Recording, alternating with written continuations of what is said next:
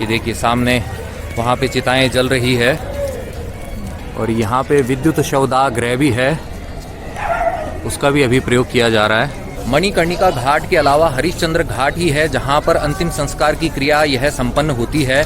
यह दोनों घाट ही बहुत ही महत्वपूर्ण घाट है बनारस के। हरिश्चंद्र घाट के ऊपर ही बना हुआ है महाराज हरिश्चंद्र, सत्यवादी महाराज हरिश्चंद्र का मंदिर। ये देखिए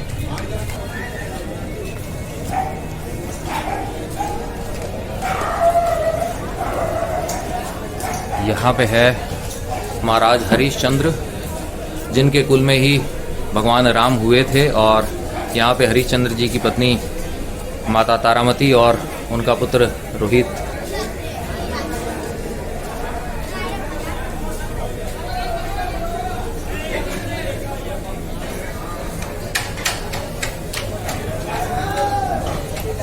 यहाँ पे चित्र को पुनः पूरा किया जा रहा है। ये देखिए यहाँ पे शीतला माता की प्रतिमा है। जय माता की। और हरिश्चंद्र मंदिर के पास में ही आप देख सकते हैं जलती हुई चिताओं को।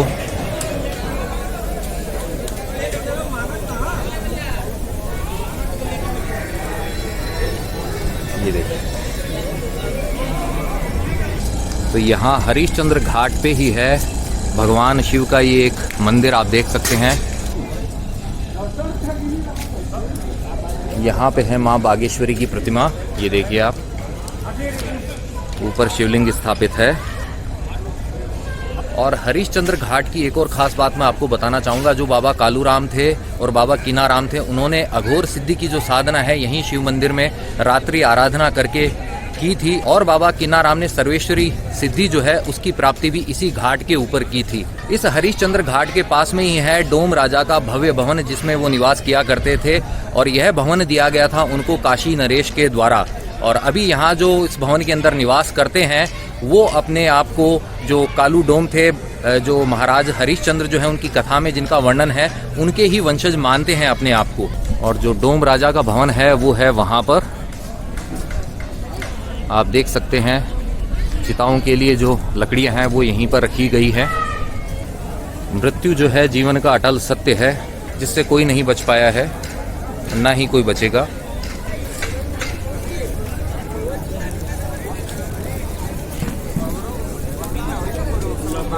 ये देखिए डोम राजा का घर यहीं पर है।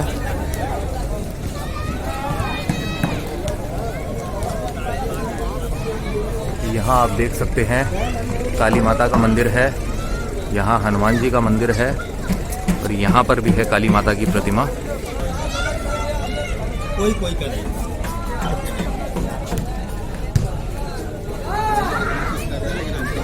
तो अब मैं आपको बताता हूँ जो सत्यवादी राजा हरिश्चंद्र हैं उनकी कथा क्या है। सत्यवादी राजा हरिश्चंद्र जो थे वो भगवान राम के पूर्वज थे। उन्होंने अपने सत्य और धर्म का पालन करने के लिए अपने राज्य का भी त्याग कर दिया था। और इससे भी बड़ा त्याग उन्होंने क्या किया था वो आपको कथा में बताता हूँ। तो कथा के अनुसार होता ये है कि जो ऋषि विश्वामित्र होते हैं वो राजा हरिश्चंद्र से उनका सारा का सारा राज्य जो है दान में मांग लेते हैं। यह वो उनकी परीक्षा लेने के लिए करते हैं, सत्य और धर्म की परीक्षा लेने के लिए। तो राजा हरिश्चंद्र हैं वो राज्य का दान तो कर देते हैं और अपनी पत्नी और पुत्र रोहित के साथ में, अपनी पत्नी तारामती और पुत्र रोहित के साथ में वो वहाँ से चले जाते हैं। इस कठिन परिस्थिति के अंदर भी विश्वामित्र उनके सामने एक और नई चाल चलते हैं। राजपाट सारा दान में ले लेते हैं। उसके बाद में वो मांगते हैं उनसे दक्षिणा। जब राजा हरिश्चंद्र के पास में देने के लिए कुछ नहीं होता है तो वह अपनी पत्नी तारामती और पुत्र रोहित को एक ब्राह्मण को बेच देते हैं और स्वयं को बेच देते हैं। यहाँ काशी के अंदर जो एक चांडाल होते हैं, जो हम कालू डोम बोलते हैं जिन्हें, उनको वो अपने आप को बेच देते हैं और दक्षिणा विश्वामित्र जी को वो दे देते हैं। इसके बाद में उनका जो पुत्र रोहित होता है उसकी सर्पदंश से मृत्यु हो जाती है। रानी तारामती अपने पुत्र के शव को लेकर पहुंचती है राजा हरिश्चंद्र के सामने, जो उस समय जो कालू डोम के सेवक के रूप में यहाँ पर कार्य कर रहे होते हैं। तब भी उस कठिन परिस्थिति के अंदर भी राजा हरिश्चंद्र अपने धर्म का पालन करते हैं। वो अपनी पत्नी से भी कर की डिमांड करते हैं, मांग करते हैं। और उस कठिन परिस्थिति के अंदर उनकी पत्नी के पास देने के लिए जब कुछ नहीं होता है तो अपनी साड़ी का जो टुकड़ा होता है वह फाड़ कर वह कर के रूप में दे देती है और पुत्र का अंतिम संस्कार करते हैं। राजा हरिश्चंद्र जो है अपने सत्य से और कर्तव्य से बिल्कुल भी डगमगाए नहीं थे उस वक्त भी, लेकिन जो विश्वामित्र थे उस वक्त वो चलते हैं एक और चाल। वो रानी तारामती के ऊपर लगा देते हैं डायन होने का आरोप और राजा हरिश्चंद्र से कहते हैं कि वो उनको मार दे। सत्यवादी राजा हरिश्चंद्र अपने कर्तव्य में बंधे हुए आंखों पर पट्टी बांधकर जैसे ही रानी तारामती पर वार करते हैं उसी समय प्रकट हो जाते हैं सत्यदेव और राजा हरिश्चंद्र को रोक लेते हैं। विश्वामित्र मुनि भी यह सब देखकर प्रसन्न हो जाते हैं और मान लेते हैं कि राजा हरिश्चंद्र से बड़ा कोई भी सत्यवादी और कर्तव्य परायण नहीं है और इस तरीके से उनका जो पुत्र होता है रोहित वह पुनः जीवित हो जाता है। विश्वामित्र जो राजा हरिश्चंद्र का राज होता है उसे वापस लौटा देते हैं और इस तरीके से पुनः राजा हरिश्चंद्र सत्यवादी राजा हरिश्चंद्र पहुंच जाते हैं अपनी नगरी के अंदर अपने राजपाट को संभालने के लिए। तो शॉर्ट के अंदर मैंने आपको राजा हरिश्चंद्र की कथा बताई है और सत्यवादी लोगों की जब भी बात आएगी सबसे पहले नाम आता है हमेशा सत्यवादी राजा हरिश्चंद्र का और हमेशा आता रहेगा। उन्हीं के नाम पर है यह हरिश्चंद्र घाट। अब इस घाट से हम आगे चलते हैं और देखते हैं कौन सा है दूसरा घाट। हरिश्चंद्र घाट के बाद में है यहाँ पर लाली घाट। ये जो आप देख रहे हैं ये है लाली घाट।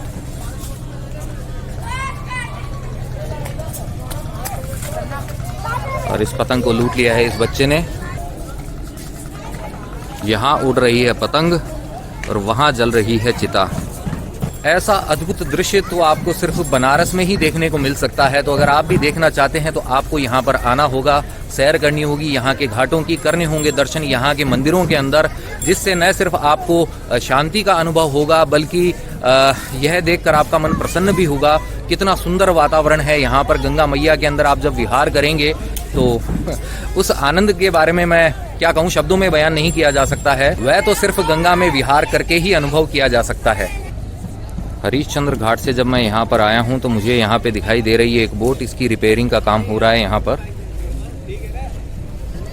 और लाली घाट के बाद में जो नेक्स्ट घाट आ गया है जो मेरे पीछे है, यह कहलाता है शंकराचार्य घाट। और इसके नाम से ही आप समझ गए होंगे कि इसका नाम क्यों पड़ा है। जो जगत गुरु शंकराचार्य है उनके नाम पर ही इस घाट का नाम पड़ा है। और पीछे जो है उनका आश्रम भी है यहाँ पर, ये देखिए श्री विद्या मठ। और यहाँ पर ये देखिए, यहाँ पर है ये आश्रम, एक और मठ है। इसका द्वार जो है ये वाला है। और इसी घाट के ऊपर, शंकराचार्य घाट के ऊपर दिखाई दे रहे हैं मेरे फेवरेट बजरंग बली। जय हो बजरंग बली। और चलते हैं हम अगले घाट की तरफ।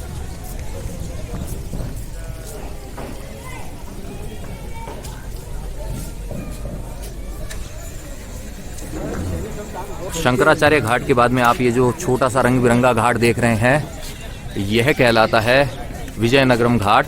विजयनगर रियासत का ये घाट है, विजयनगरम घाट। और इसी के साथ में जुड़ा हुआ है ये घाट केदार घाट। ये देखिए विजयनगरम घाट के पास ही स्थित है यह केदार घाट। और बनारस के जो महत्वपूर्ण घाट है उनमें से यह एक है। यहाँ पर जो है बाबा केदार जो है माँ गौरी के साथ में लिंग रूप में विराजमान है, इस वजह से यह कहलाता है केदार घाट। और यहाँ पर जो है दक्षिण भारतीय लोगों की ज़्यादातर भीड़ होती है। और आप देख सकते हैं यह घाट जो है साउथ इंडियन स्टाइल के अंदर ही बना हुआ है। और इस घाट का महत्व इस हिसाब से भी है कि जो 80 घाट है वहाँ पर जो पंचगंगा स्नान होता है उसके बाद में जो गंगा नहान का जो दूसरा पॉइंट है वो यही घाट है। तो इस वजह से भी यह बहुत महत्वपूर्ण हो जाता है। गौरी केदारेश्वर मंदिर जो यहाँ स्थित है उसकी एक खास बात आपको बताना चाहूँगा कि उस मंदिर को खिचड़िया महादेव भी कहा जाता है। क्यों कहा जाता है, इसकी क्या कथा है, यह भी आपको बताता हूँ। जो राजा मानधाता थे वो बहुत बड़े शिव भक्त थे, शिव जी की आराधना किया करते थे। तो जब उनको लगने लगा कि उनका शरीर कमजोर हो गया है तो वो यहाँ आकर शिव जी की आराधना किया करते थे। तो शिव जी की आराधना करने के समय वो खिचड़ी के 2 भाग बनाते थे। एक जो था बाबा केदार के लिए, दूसरा माँ गौरी के लिए। वो दान में देने के बाद में, पूजा करने के बाद में ही वो भोजन किया करते थे। तो भगवान की पूजा अर्चना वो कर देते हैं, खिचड़ी का भोग लगा देते हैं, 2 भाग कर देते हैं। तभी एक ब्राह्मण आता है और भिक्षा की याचना करता है। तो वह पूजन कार्य करने के पश्चात ब्राह्मण को भिक्षा देने के लिए चले जाते हैं और वापस आकर देखते हैं कि जो खिचड़ी का जो एक भाग था वह शिवलिंग के रूप में परिवर्तित हो गया था। तो खिचड़ी से शिवलिंग बन जाने के कारण ही खिचड़िया महादेव कहलाते हैं। तो चलिए आइए वहाँ के भी दर्शन करते हैं। यहाँ घाट पर ही एक कुंड है जिसमें अभी जल नहीं है, लेकिन यह कहलाता है माँ गौरी का कुंड। ये देखिए,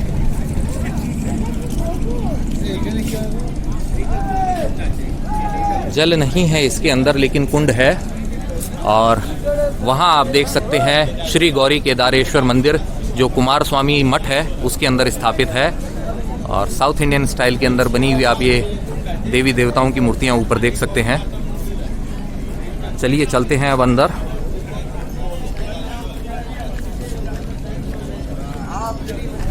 फिर से एक बार चढ़नी होगी सीढ़ियाँ। ये देखिए केदार घाट, गौरी केदारेश्वर मंदिर का प्रवेश द्वार। और ऊपर आप देख सकते हैं ये प्रतिमाएं देवों की। जय हो बोले। अंदर से ऐसा है यह गौरी केदारेश्वर मंदिर। जय हो प्रभु। भगवान गणेश की प्रतिमा भी है अंदर और कार्तिकेय स्वामी भी हैं। और शिवजी की जो पुत्री है माँ अशोक सुंदरी, वो भी अंदर विराजित हैं शिवजी के साथ में ही। ये देखिए आप, अभी दर्शन की भी अनुमति नहीं है क्योंकि अभी श्रृंगार चल रहा है प्रभु का। वहाँ पे आगे है प्रभु का लिंग। इस तरीके से है प्रभु का शिवलिंग। वैसे अनुमति लेके मैंने अंदर दर्शन कर लिए हैं, लेकिन अभी थोड़ा वक्त लगेगा। अगर अच्छे से दर्शन करने हैं तो श्रृंगार हो जाए प्रभु का, उसके बाद में ही संभव होगा। तो पांडे जी जरा मंदिर के बारे में थोड़ा सा बताइए आप। ये दो भागों के हो जाने से हरियात्मक शिवात्मक, आधे भाग में विष्णु लक्ष्मी हैं और दूसरे भाग में ये शंकर पार्वती हैं।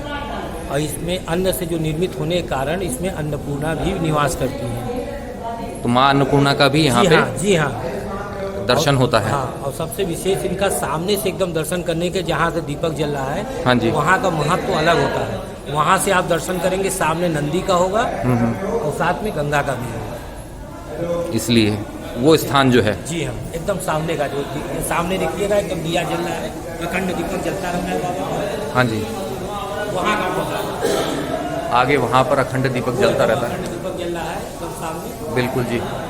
ये जो आप देख रहे हैं छोटा सा रथ, यहाँ पर भगवान शिव और माता पार्वती को रथ में इसमें विराजित किया जाता है और परिक्रमा की जाती है। और वह दिन होता है प्रदोष का व्रत या फिर एकादशी का दिन। तो अंदर जाके मैंने गौरी केदारेश्वर जी के दर्शन कर लिए हैं। वहाँ पे कैमरा अलाउड नहीं है, इसलिए आगे जाके दर्शन मैं आपको नहीं करवा पाया हूँ। दूर से जितना दिखा सकता था मैंने आपको दिखा दिया है। अब दर्शन आपको करने हैं तो आपको यहीं पर आना होगा, और उससे बढ़िया चीज़ कोई नहीं हो सकती है। तो ये जो केदार घाट है, इस पर भी गंगा आरती का आयोजन होता था, लेकिन कोरोना काल के अंदर अभी वह नहीं होती है।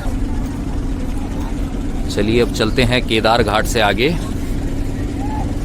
और एक बार आप फिर से देख सकते हैं माँ गौरी का ये कुंड, और नौका विहार करते हुए ये लोग। ये देखिए काफी खुला खुला है यह घाट। तो वहां से जो आप घाट देख रहे हैं, यह घाट कहलाता है चौकी घाट। ये देखिए इसका विस्तार क्षेत्र जो है वहाँ आगे तक है। और चौकी घाट की इन दीवारों पर आप देख सकते हैं कितने बढ़िया चित्र बनाए गए हैं कलाकारों द्वारा, जो इसकी सुंदरता में चार चांद लगा रहे हैं। ये देखिए भगवान शिव का ये स्वरूप थोड़े मोटू मोटू बना दिया है यहाँ पर। यह कलाकार की कल्पना ही है। यहाँ पर भगवान शिव जो हैं शयन मुद्रा के अंदर हैं, और यहाँ पर भगवान शिव ये वाद्य यंत्र बजाते हुए, और आप देख सकते हैं उनकी मूछें भी बनाई है कलाकार ने। यह कलाकार की कल्पना ही है, वह अपनी इच्छानुसार स्वरूप देता है। उस तरफ गणेश जी हैं और मोर है और कुछ आकृतियाँ हैं। और यहाँ आप देख सकते हैं बेर की झाड़ियाँ, बेर लगे हुए इनके ऊपर। ये देखिए काफी बड़ा घाट है यह। और इस घाट का नाम चौकी घाट इसलिए है क्योंकि यहाँ से जो एक रास्ता जाता है वह जाता है आगे चौराहे तक। चौराहे तक जाने के कारण ही यह घाट कहलाया चौकी घाट। और 19वीं सदी के अंदर जो कुमार स्वामी मठ है उसके द्वारा इस घाट का निर्माण करवाया गया था। और एक मान्यता यह भी है कि गोस्वामी तुलसीदास जी ने यहाँ पर भी एक हनुमान मंदिर का निर्माण करवाया था। हनुमान मंदिर मुझे यहाँ दिखाई तो नहीं दे रहा है, लेकिन जो मान्यता है वह मैंने आपको बताई है। यहाँ पे जो एक लोकल है उनसे भी मैंने पूछा कि इस घाट का नाम चौकी घाट क्यों रखा गया था, तो उन्होंने मुझे बताया कि जो अंग्रेजों का जमाना था उस टाइम पे यहाँ पर एक चौकी हुआ करती थी और यहाँ से जो भी बोट्स गुजरती थी उन सभी बोट से यहाँ पर टैक्स लिया जाता था। उस चीज के लिए यहाँ पर चौकी बनाई गई थी, इस वजह से यह कहलाता था चौकी घाट। और एक और बात इस घाट के बारे में पता चली है कि कोलकाता की एक रानी थी, उन्होंने इस घाट का निर्माण करवाया था। तो अब जो दोनों तीनों बातें हैं उसमें से कौन सी बात सच है यह मुझे नहीं पता, लेकिन जो दोनों तीनों बात पता चली थी वो मैंने आपके साथ में शेयर कर दी है। तो चौकी घाट पर घूमते हुए मुझे मिल गए हैं एक श्रीमान, आपकी मुलाकात भी करवाता हूँ। सबसे पहले तो आप अपना नाम बताइए। मेरा नाम सोनू हुआ।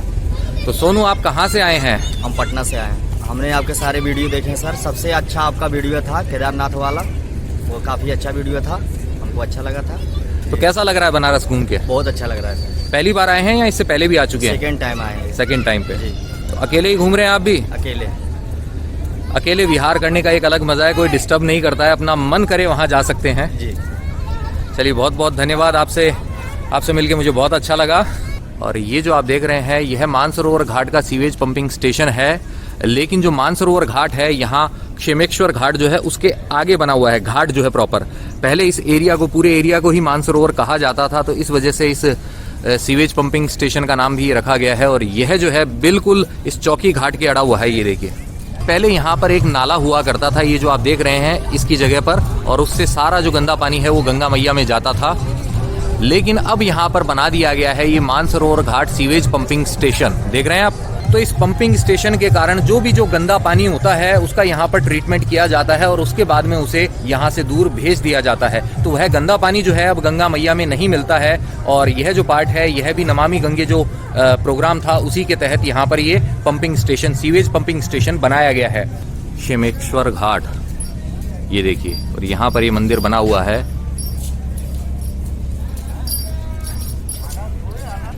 ये देखिए, ये है क्षेमेश्वर घाट का ये मंदिर, और पीछे कुमार स्वामी जो मठ है उसका भवन दिखाई दे रहा है, जिसका निर्माण 1962 में हुआ था। ये देखिए,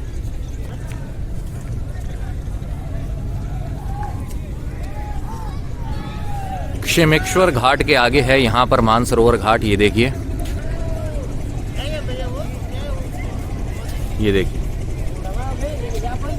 और मानसरोवर घाट जो है इसका नाम होने का कारण जो मुझे पता चला है वो ये है कि यहाँ पीछे की तरफ, थोड़ा ऊपर की तरफ एक छोटा सा जो होता है कुंड जैसा जो होता है, कहने में तो उन्होंने कहा था कि झील होती थी, लेकिन झील बड़ी होती है। तो वर्तमान में यहाँ पर ऊपर जाके मठ के अंदर एक छोटा सा कुंड है जिसका नाम मानसरोवर कुंड है।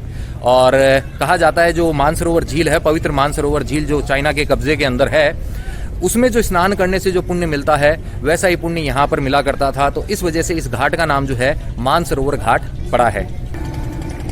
ये देखिए।